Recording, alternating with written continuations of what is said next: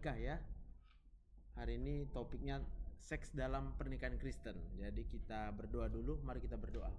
Tuhan Yesus, terima kasih, kami mengucap syukur kepadamu kalau sampai dengan detik ini kami masih hidup, bukan karena kekuatan kami, bukan karena apa yang kami miliki, bukan karena hikmah kami, bukan karena rencana yang kami buat, kami susun, tapi kami tahu sekarang semua hanya karena rencana Tuhan, semua hanya karena kuasa Tuhan, di mana Engkau menyediakan segala sesuatu yang kami butuhkan, bahkan Engkau menyediakan pertolongan, perlindungan sehingga kami masih ada selamat sampai dengan saat ini. Saat ini kami mau menyerahkan segenap pikiran dan perasaan kami untuk diajar oleh Tuhan. Beritahukan segala yang menjadi kehendak-Mu kepada kami supaya kami dapat melakukan apa yang menjadi kehendak-Mu dan menyenangkan bagi Tuhan. Terima kasih Bapa yang baik. Kami serahkan hidup kami ke dalam tangan Tuhan. Dalam nama Tuhan Yesus kami berdoa dan bersyukur. Haleluya. Amin. Oke, jadi ada 4 orang ya. Hari ini kita belajar tentang seks dalam pernikahan Kristen. Jadi secara ringkas, seks itu adalah dua hal. Yang pertama tujuannya adalah untuk prokreasi. Artinya supaya kita bisa memiliki keturunan. Maka dalam Alkitab dikatakan beranak cuculah. Yang harus kita pahami, untuk apa kita beranak cucu? Beranak cucu itu tujuannya adalah supaya ada isi sorga. Jadi pada mulanya Tuhan kan hanya menciptakan Adam dan Hawa kan? Cuma 2 orang. Sementara tempat di sorga itu ada banyak. Maka kalau kita ada di tempat ini hari ini menjadi memiliki rencana mau menikah, pastilah karena kita memiliki anak dan cucu. Tapi jangan lupa, itu bukan karena maunya kita, bukan karena maunya yang menikah, bukan karena maunya keluarga kita. Jadi mana tahu, kalau kita lihat sekarang kan ada banyak yang trauma karena belum punya anak. No, kalau kita bisa punya anak itu karena Tuhan yang mau. Dan rencana Tuhan dari anak dan cucu adalah supaya penghuni sorga itu bertambah-tambah. Sampai nanti jumlahnya cukup, baru dunia ini akan berhenti. Percayalah, kita masih hidup di dunia, masih kayak gini. Kenapa? Jawabannya sederhana, karena penghuni sorganya masih kurang. Maka Tuhan panggil kalian sebagai suami dan istri. Buat apa? Siapa lagi coba yang akan mau berkorban untuk anaknya? Siapa lagi coba yang mau berjuang untuk anak-anaknya? Supaya apa? Supaya mau percaya sama Tuhan. Sehingga orang yang percaya sama Tuhan Yesus, mereka akan masuk surga. Jadi pikirkan itu paling utama. Jadi Tuhan menciptakan seks ini, ya. Tujuannya adalah supaya kita bisa beranak cucu, supaya banyak penghuni surga.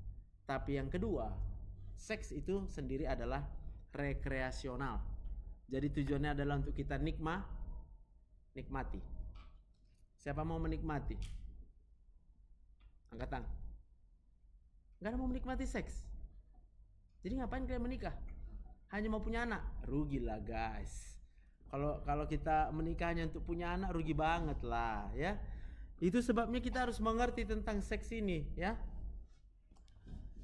Jadi seks ini semua bermula di dalam otak manusia. Aku gambar otak lah ya, aku tiru sih gambar ini bang.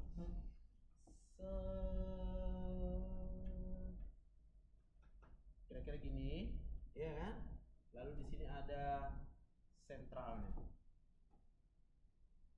Sedangkan di sini adalah pusat memori. Nggak mirip kali, nanti kalau mau miripnya lihat di video yang ku rekamkan. Ya. Jadi kamera nih.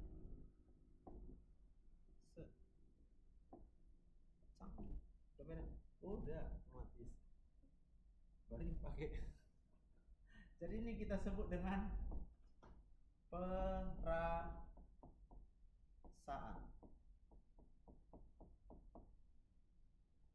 Lalu ini yang kita sebut yang warna putih ini, seluruhnya ini sebagai memori.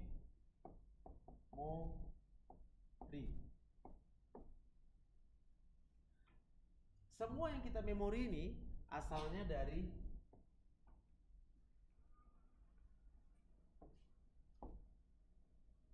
yang pertama mata. Karena apa yang kita lihat pasti akan disimpan.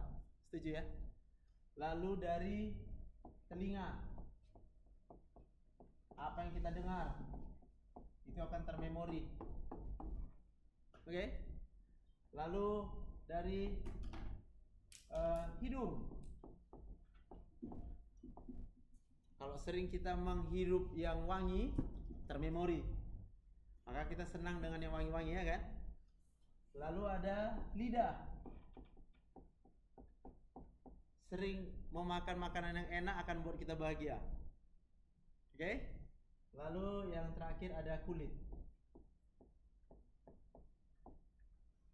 Kalau kita sering merasakan yang nyaman di kulit kita, artinya gini ya, kalau yang enak di kulit pasti teringat lah. Dan kalau yang enak itu yang kita ingat, ini terhubung ke pusat perasaan kita ini. Oke? Di pusat perasaan inilah pengaturan seks manusia.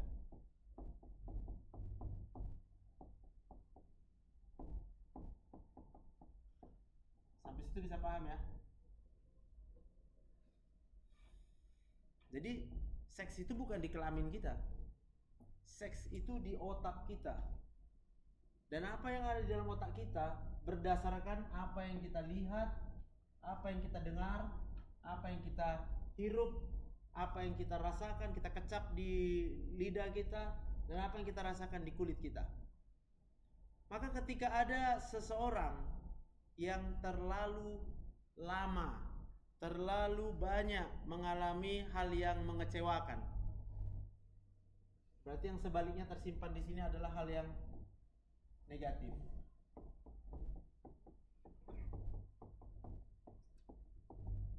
Apa yang terjadi? Maka ini akan mengganggu pengaturan seksnya. Akan muncul dua pola. Pola yang pertama akan muncul orang yang suka selingkuh atau zina. Pola yang kedua akan muncul orang yang impotensi. Kalau laki-laki impotensi, kalau perempuan mati, gak pengen dia. Sampai sini bisa paham ya? Sederhana, gak usah pala jelimet mikirnya.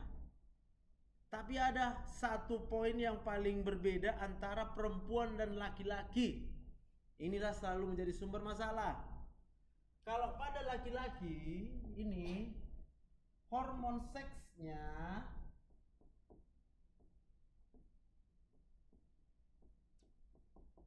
ini otomatis tiap hari muncul, butuh. Itu laki-laki, otomatis.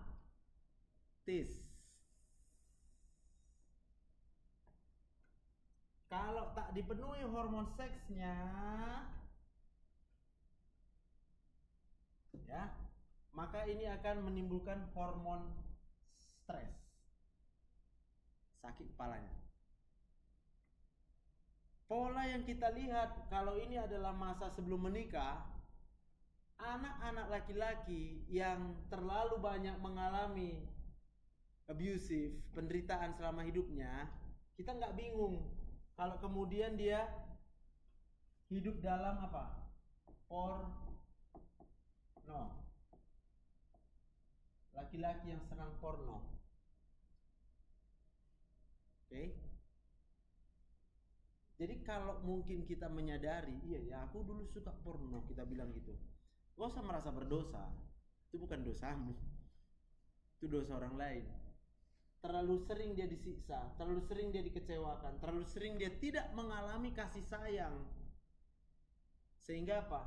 Ini hormon stresnya meningkat terlalu jauh, sehingga dia memaksa. Ini pelariannya ini, porno ini. Onani, masturbasi, segala macam. Itu laki-laki. Di perempuan tak muncul ini. Kenapa nggak muncul? Karena hormon seksnya tadi hanya muncul 1 kali dalam 1 bulan. Enak lah jadi perempuan, gak sakit kepala. Siapa setuju enak jadi perempuan? Iya, kan setuju kalian enak jadi perempuan. Yang perempuan pun tak setuju gitu kan, udah lain kalian kan. Udah agak lain. Seharusnya kita akan berkata pas lawan jenis kita yang bilang enak. Kalian lah enak, nggak sakit kepala kalian. Aku akan bilang gitu sama istriku.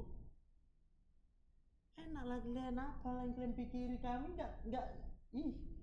Tiap hari muncul ini, aku bilang. Hah? Tiap hari muncul keinginan itu, dan kalau itu tidak dipenuhi sakit kepala. Gak usah pura-pura nggak sakit kepala.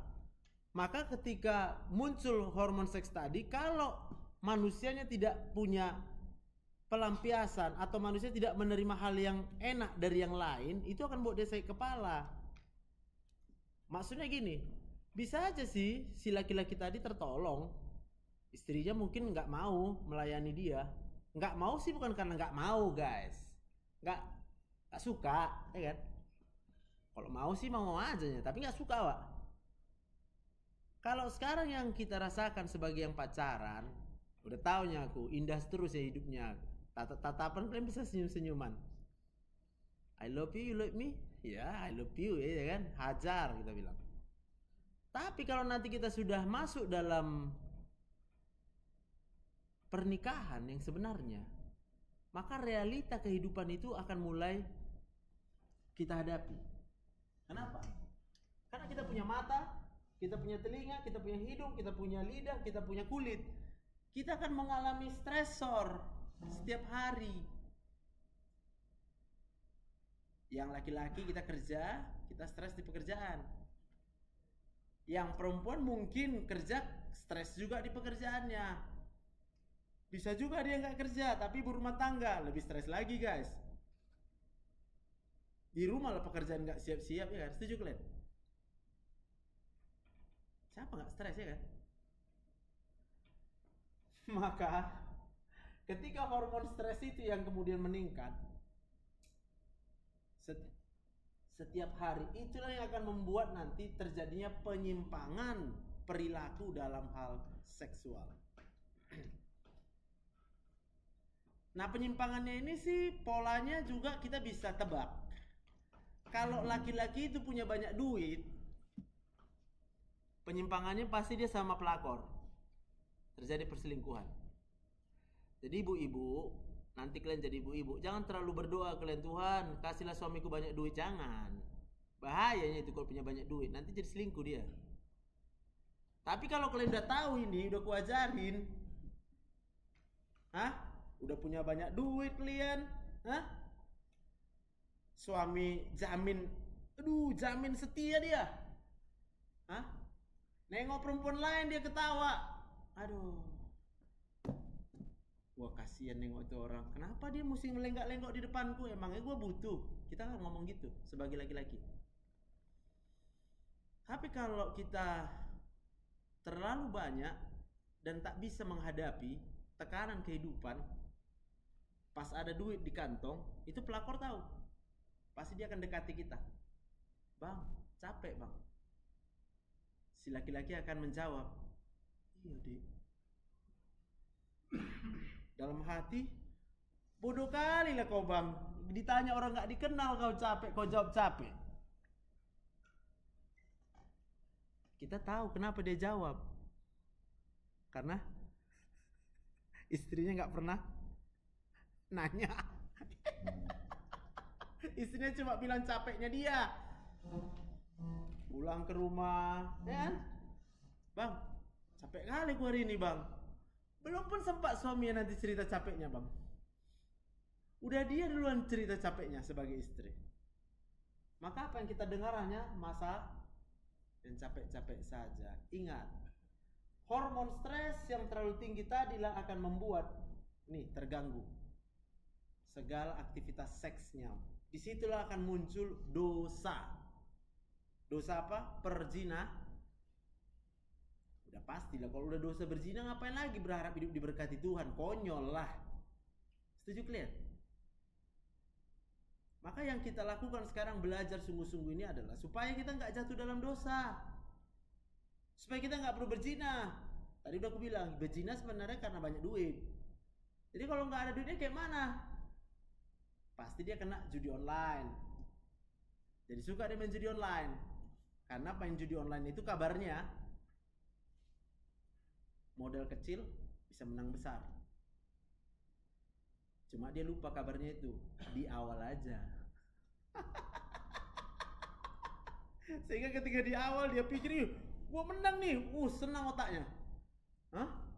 Bisa kok menang, besok tambahin lagi betnya, tambah lagi. Sampai akhirnya komputernya kan ngitung, enak kali kau menang terus. Masuklah mulai algoritmanya, hari ini kok kalah sedikit aja, biar kau tetap berharap besok bisa menang. Hah? Besok main lagi, bisanya aku menang. Sampai akhirnya terjadi ngutang. Sebenarnya akar masalahnya sini guys. Hidup kalau udah susah, nggak akan mungkin lagi kehidupan seks ini menjadi baik. Seks akan menjadi lawan kita kalau hidup susah. Di pihak laki-laki, ingat, hormon seks itu meningkat setiap hari. Ya harapan laki-laki sih perempuan melayani aja. Tapi jangan salah, kalaupun si perempuan itu melayani dengan terpaksa, katakanlah dia tetap melayani, itu di otak si perempuan tetap nggak ada endorfin, nggak ada kebahagiaan. Artinya dia melayani suaminya dengan terpaksa. Karena dia melayani suaminya dengan rasa terpaksa, apa mungkin bahagia? Apa mungkin senang kagak kalau terpaksa? Pinter. Jadi senangnya kalian sebagai perempuan nggak akan bisa ditangkap oleh pasangan.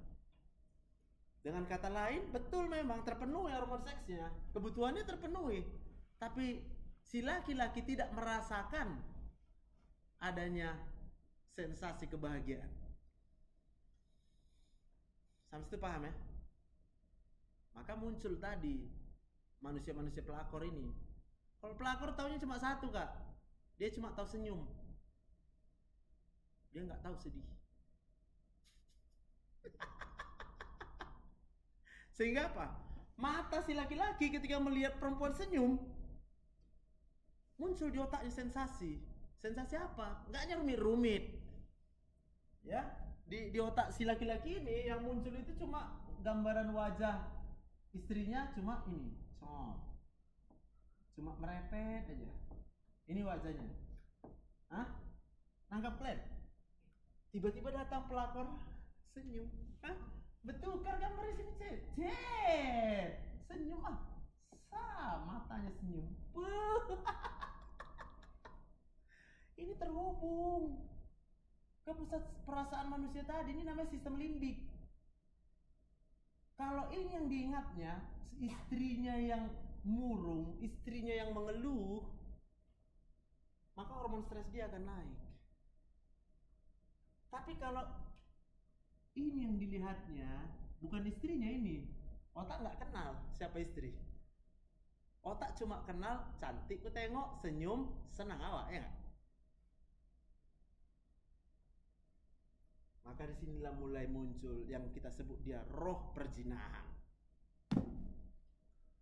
Saibe. Dan roh perzinahan muncul karena ada duit. Berapa banyak yang bisa memahami yang ku ajarkan ini? Bisa paham? Maka bagaimana kita menyikapi hal ini? Ya dua-dua. Ngapain dua-dua? Yang pertama, dua-dua ikut konseling sebelum menikah. Boleh batal? Boleh. Hari ini juga kalau kalian lihat ini, batalkan. Yang pertama, tanya sama pasangannya nanti, bang, kau ceritakan dulu pedihnya hidupmu. Daftar nanti, oh tahun sekian ini, tahun sekian ini, tahun sekian ini, tahun sekian ini. Itu berarti sudah termemori di otaknya penderitaan hidup. Udah tahu lah kita kesimpulannya. Orang yang terlalu menderita dalam hidupnya pasti menuntut untuk apa? Dibahagiakan oleh pasangan. Kalau aku dulu pacaran gitu, ku bilang, Dek, cuma kau yang bisa membahagiakanku. Sebenarnya itu jujurnya aku memang, tapi nggak tahu si cewek kita itu nggak tahu dampaknya apa. Dia pikir itu puji, kayak mau melayang dia mungkin dari bumi ini.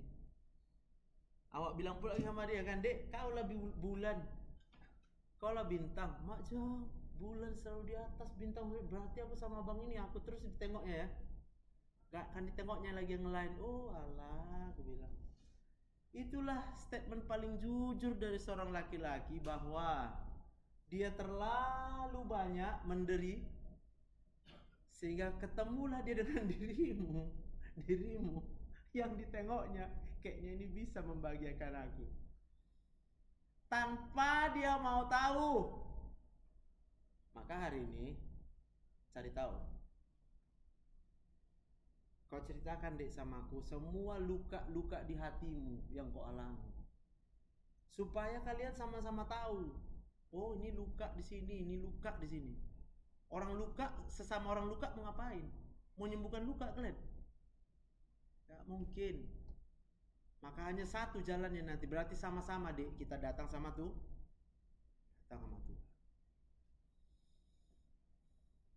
Ya, jadi kalau kita lagi pacaran itu indah semuanya itu. Indah, kita dengar lagu Bagi Tuhan Tidak Mustahil, cepat kita iya percaya.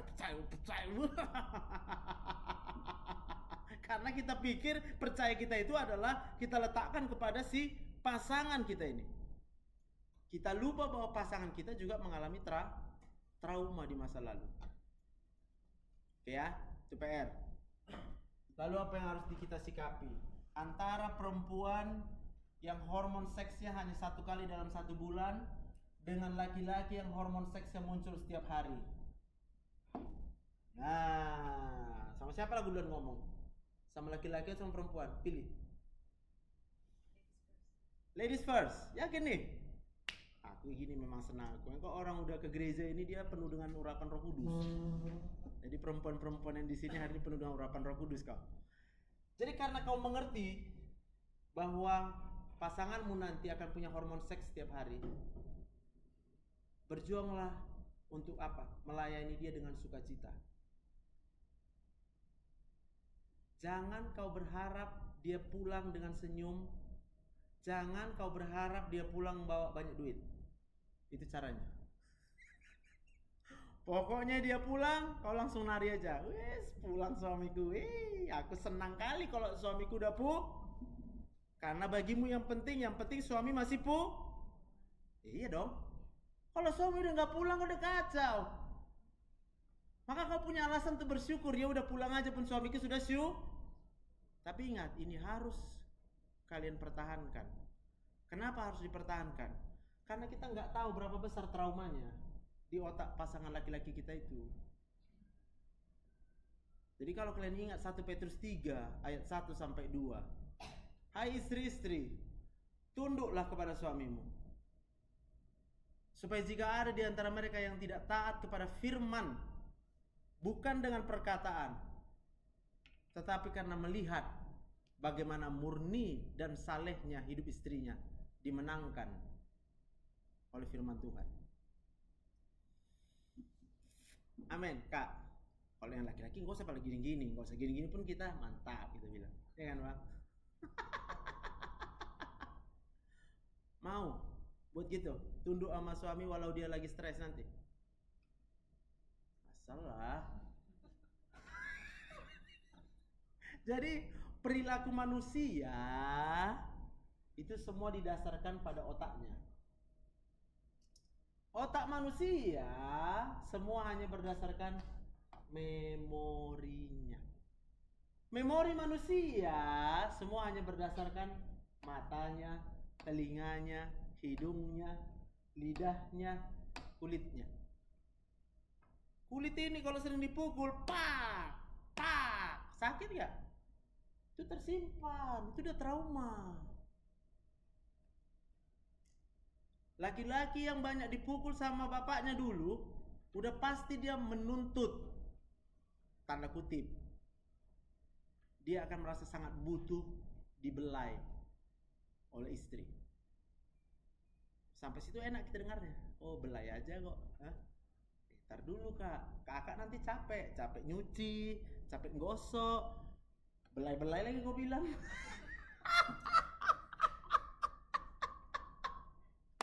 Padahal awak udah mau jungkir balik di rumah. Itulah yang mau kalian lakukan. Karena kalian tanya tadi dulu perempuan, maka aku jelaskan. Maka ketika kalian sudah capek pun, nanti tetaplah membelai suamimu. Udah capek pun kalian nanti, tetaplah kalian tersenyum. Dan kalian tersenyum bukan karena pura-pura senyum. Ketahuan sama kami yang pura-pura senyum. Kalian pikir gak tahu kami laki-laki ini adalah pura-pura senyum kau. Kau sebenarnya sedih, tapi gak mau kau bilang sedihmu. Gak bisa, aku bilang. Karena yang bisa mengobati sedih kita itu cuma Tuhan. Maka kuncinya adalah, percayakah sama Tuhan seluruh otak ini? Bagaimana cara percaya sama Tuhan? Bisakah dengan matamu melihat Tuhan? Bisakah telingamu mendengarkan Tuhan? Bisakah hidungmu bisa membaui Tuhan? Lidahmu merasakan Tuhan? Hah? Bisakah kulitmu merasakan Tuhan? Itu kuncinya. Maka dengan cara apa? Lihat semua yang ada di ruangan ini. Lihat aku. Lihat sesama kita. Apa saja yang bisa kita lihat oleh mata kita? Kenapa bisa kita lihat?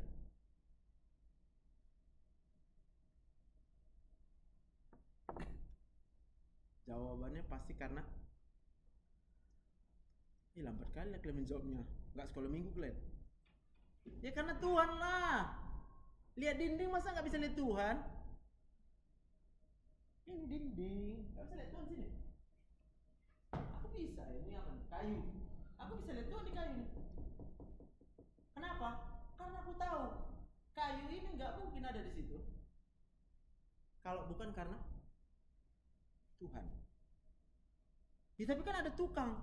Ku jawab, gak akan hidup tukang itu. Kalau kan karena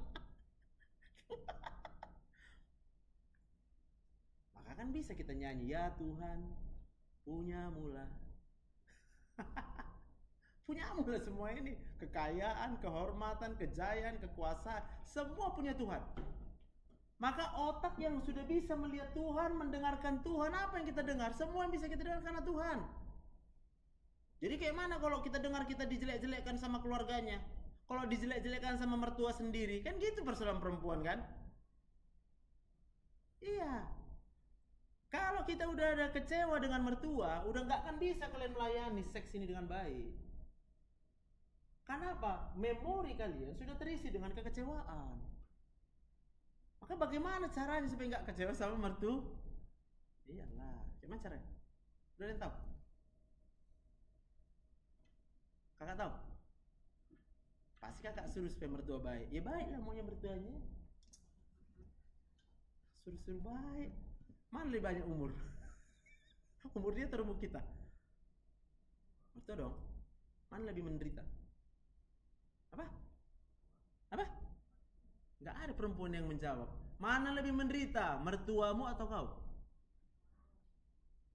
Termasuklah untuk membesarkan dia. Menderita mertua.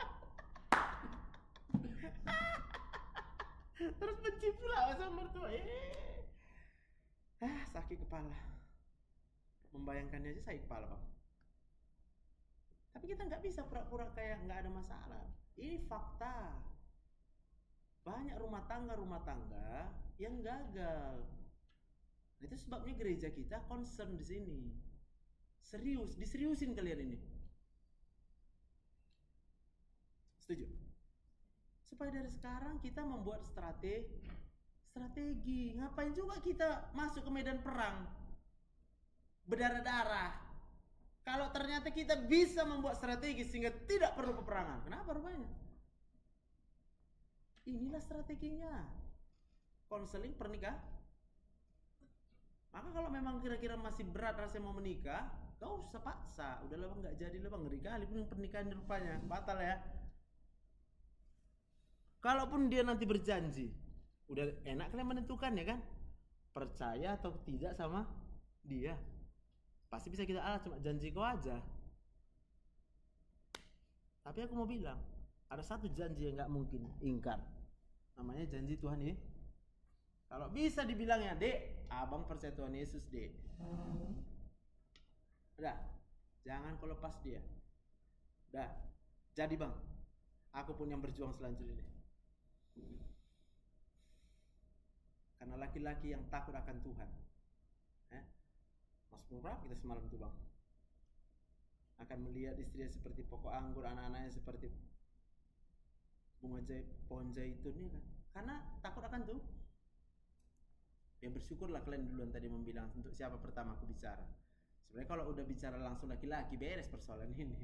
Yang menjadi persoalan karena ini hormon seks laki-laki muncul setiap hari. Maka dari sini 99% persoalan itu muncul dari sini Pak. Dah. Jadi modal kita adalah Tuhan ya. Bagi Tuhan tidak ada yang mustahil. Capek kalian, Tuhan Yesus menghibur kalian. Supaya apa? Supaya udah terhibur hati kalian, kalian hibur suami kalian. Kalau udah terhibur suami kalian, pasti dia baik sama kalian. Oke? Untuk yang cowok.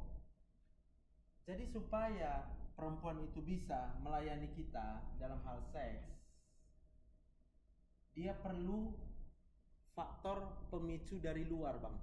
Harus dari luar masuk ke sini. Dari luar. Dari lu. Siapa yang di luarnya? Suaminya. Maka perlu dilihatnya abang ganteng. Ganteng kali suamiku ini. Oh, udah jadi. Abang nggak perlu bilang-bilang. Gini aja bang. Jadi. Dari telinganya. Kalau didengarnya abang selalu berbicara, berbahasa dengan lemah lembut, enak kali di telinga orang ini bang. Bahagia dia nanti, naik hormon endorfinnya. Kalau udah naik hormon endorfinnya, jadi seks itu akan menjadi sangat nikmat. Nggak cuma untuk buat anak. Hidungnya, wangi-wangi lah pula kita. Kalau udah tahu kita pula bau laki-laki ya kan, cepat-cepat pulang mandi. Jangan kalau kita udah tahu bau, suka pula kita ke kedai tua, ya kan? Bau semua di situ orang. Bau tua, apa ada yang suka bau tua? Bau rokok ya kan? Tapi aku yakin, aku bukan mau melarang merokok lah. Orang merokok karena ininya, stres. Gak ada orang yang merokok karena maunya dia. Stresnya itu tadi obatnya cuma dengan asap rokok. Jadi ini tadi satu, mana tahu ada yang masih merokok. Jangan larang suami merokok. Jangan kau suruh dia berjanji.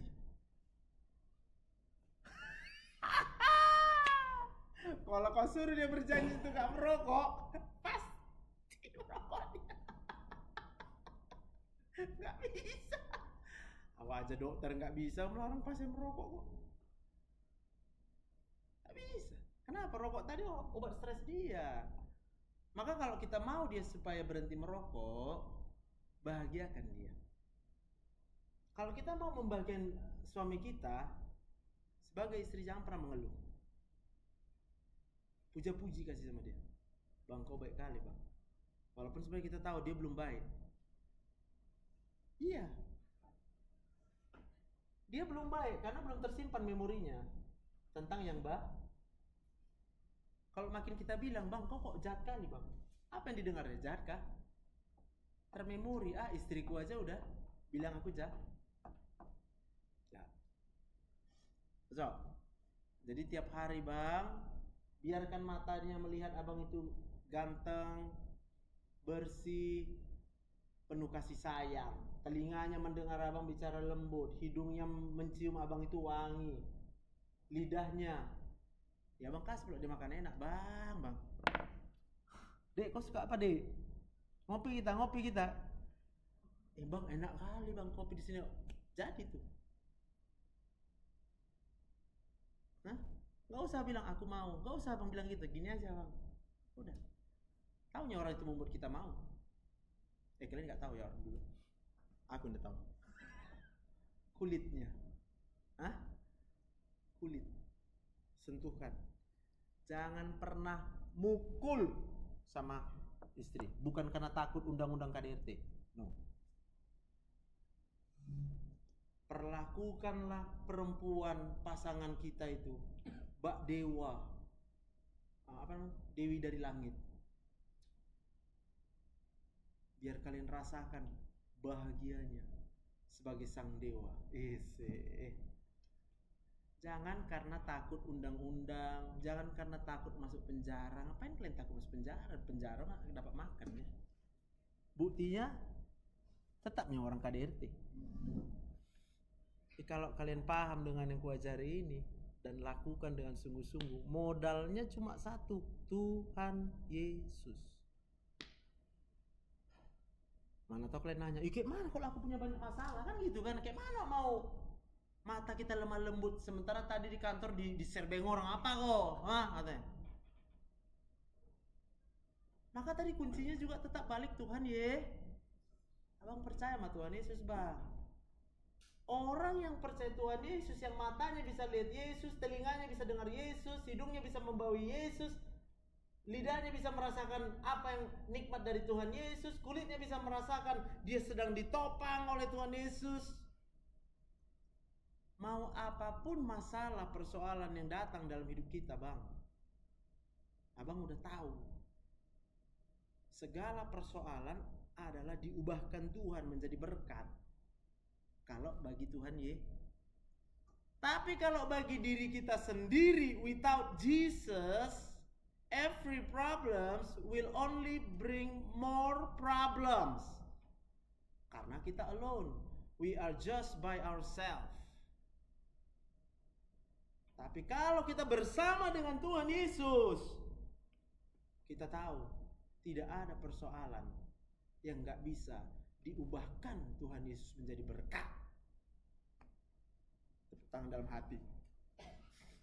Karena lucu juga kita kan, mak cuma 8 orang tuh di ruangan, tapi kok tepuk tangan nih nanti orang kalau kita. Oke, sampai situ. Ada yang mau bertanya?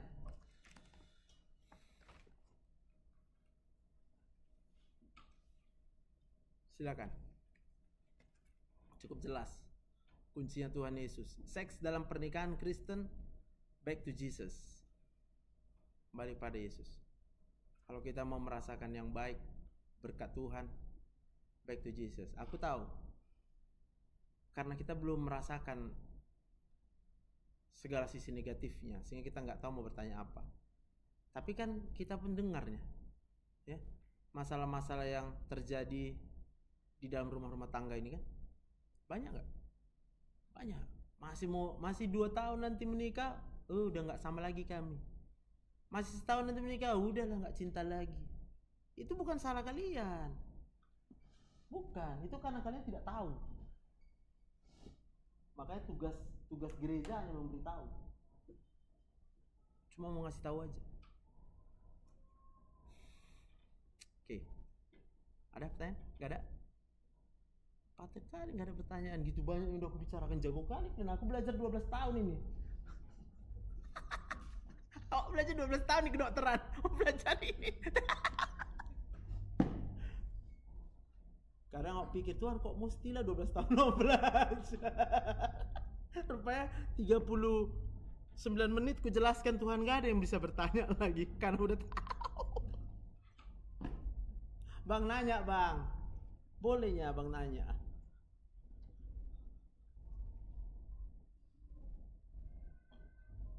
Ya iya aja yang tadi. Kata kuncinya, keywordnya. Tapi kalau udah paham, bagus, gak apa-apa. Kita semua sedang membawa trauma. Ada yang kita masih terikat porno, ada yang kita masih terikat masturbasi, onani, masih itu pasti ada. Tapi itu bukan aku bilang itu tidak berdosa, tapi kita tahu ya bahwa kita melakukan itu karena tak sengaja. Karena ini loh, hormon stres di otak. Emang siapa yang menciptakan ini? Dan Tuhan pun memang punya rencana apa? Rencana supaya apa? Supaya beranak cucu. Maka harus seperti itu dia ciptakan. Gak mungkin juga beranak cucu itu 1 bulan bisa gitu. Memang harus 9 bulan dalam kandungan. Maka harus 1 bulan sekali ini hormon seks perempuan.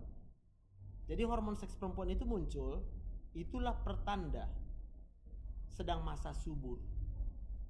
Maka please selalu be aware kalau kita mau cepat punya anak. Paham maksudku? Kalian akan rasakan perempuan kayak lain hari ini. Langsung bilang sama dia, "Woi, kau standby ya."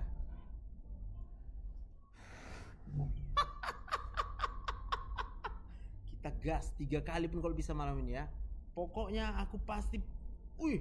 Kakak beli pula lingerie sampai 3 beli. Kok bingung abang? Jadi laki-laki itu betul memang 1 kali dalam 1 hari. Tapi dia punya mata kita kan.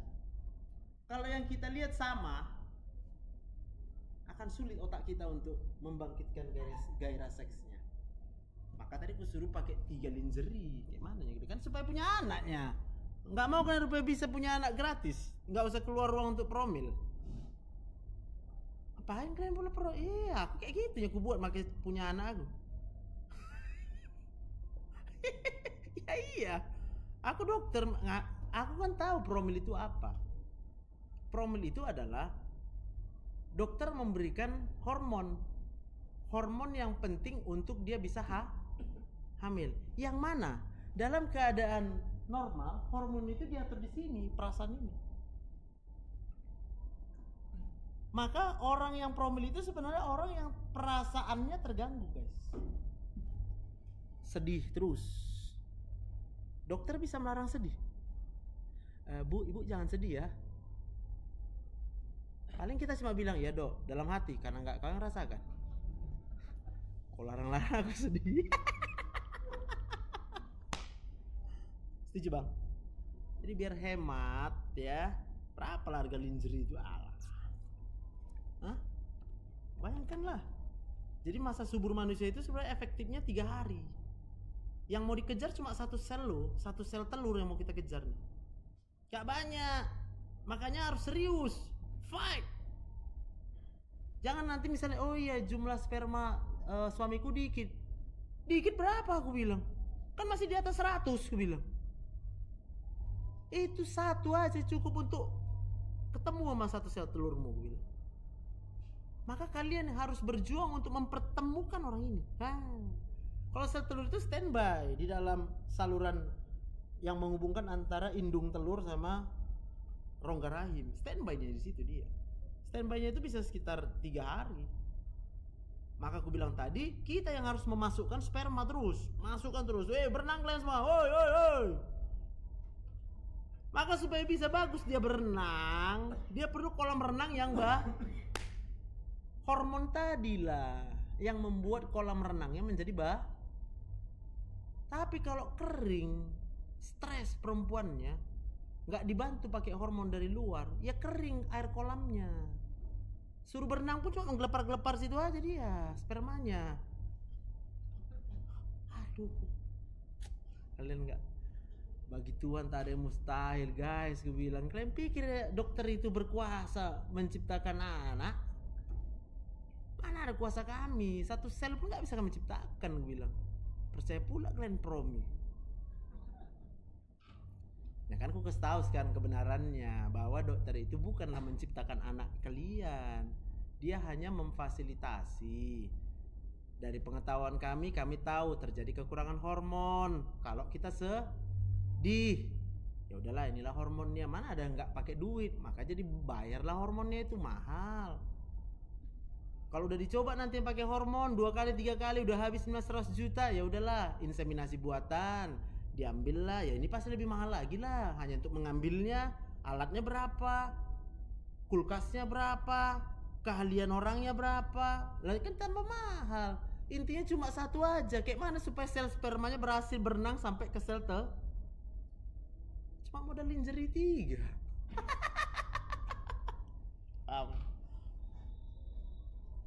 Nanti impotensi pun begitu juga masalahnya, Bang.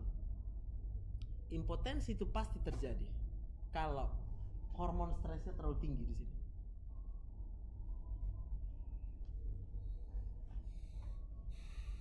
Tapi banyak orang yang menutup, pergi ke pesta gandengan tangan kayak mesra, kalau sebenarnya sakit kepala katanya. Jadi kalau kalian udah paham yang gue bilang ini, capek nanti berobat impotensi sampai kemana-mana nggak ada obatnya. Orang di sini kok yang buat sedih. Bisa. Jadi hati yang gembira adalah obat yang manjur. Jam 5:10 udah mau habis jatahku. Yakin gak ada pertanyaan? Udah sesi kedua ini. Sesi pertama tadi gak ada pertanyaan. Sesi kedua untuk hamil gak ada pertanyaan juga.